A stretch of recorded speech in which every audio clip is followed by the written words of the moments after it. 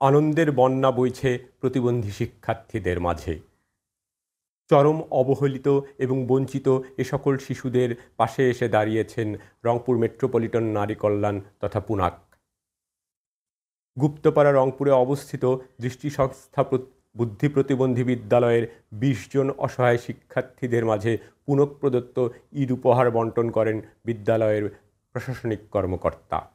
আমি প্রতিবন্ধী স্কুল থেকে বলছি, আমার বাচ্চা এখানে পড়াশোনা করে। আজকে যে রংপুর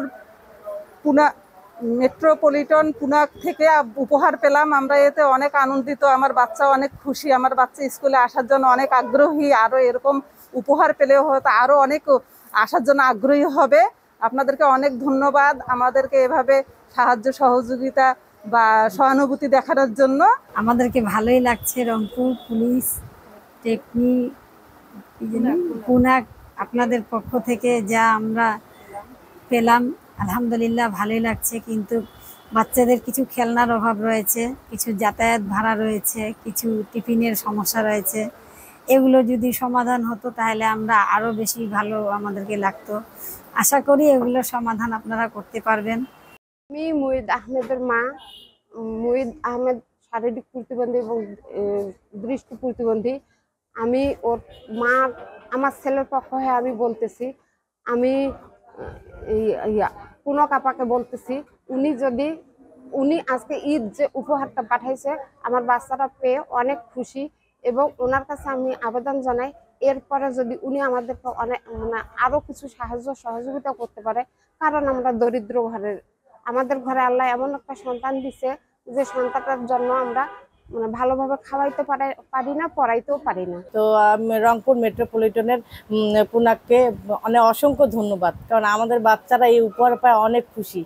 যখনই শুনছে যে ওরা উপহার পাবে তখনই স্কুলে আসার জন্য আগ্রহী বোধ করছে, এবং ওরা এখন এই উপহার পায় অনেক খুশি। রংপুরের পুনাককে অনেক ধন্যবাদ, অসংখ্য ধন্যবাদ। এভাবে উৎসাহ দেওয়ার জন্য, দেওয়ার জন্য খুব খুশি বাচ্চারা। পুনাককে ধন্যবাদ। রংপুর মেট্রোপলিটনকে অনেক ধন্যবাদ, ম্যাডামকে ধন্যবাদ। আর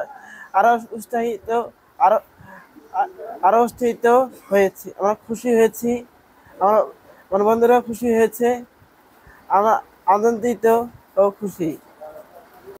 সাধুবাদ জানাই, ধন্যবাদ জানাই রংপুরের মেট্রোপলিটন পুলিশ, রংপুর নারী কল্যাণ সমিতির সম্মানিত সভানেত্রী জনাবা মাহবুব হাসান আপাকে। উনি দৃষ্টিবুদ্ধি প্রতিবন্ধী বিদ্যালয়, যা 25 বছর ধরে রংপুরে অবস্থিত, এই অবহেলিত স্কুলটিকে উনি সুনজরে এনেছেন। যারা গরিব বাচ্চা এখানে আছেন, অনেকেই ঠিকমতো খেতে পারে না, তাদেরকে উনি সহযোগিতা করেছেন। ঈদের সামনে একটা করে প্যাকেট উনি দিয়েছেন, চিনি দিয়েছেন, সেমাই দিয়েছেন, আটা দিয়েছেন, দুধ দিয়েছেন।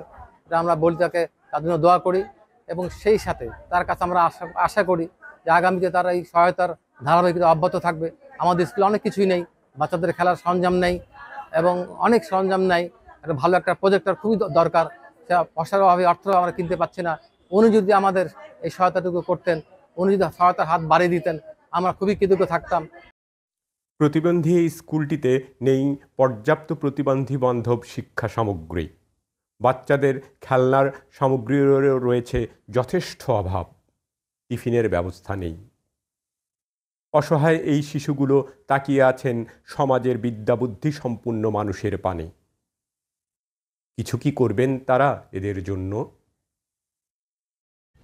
ইনাম ও Shahriar, senior staff reporter, Bangla FM।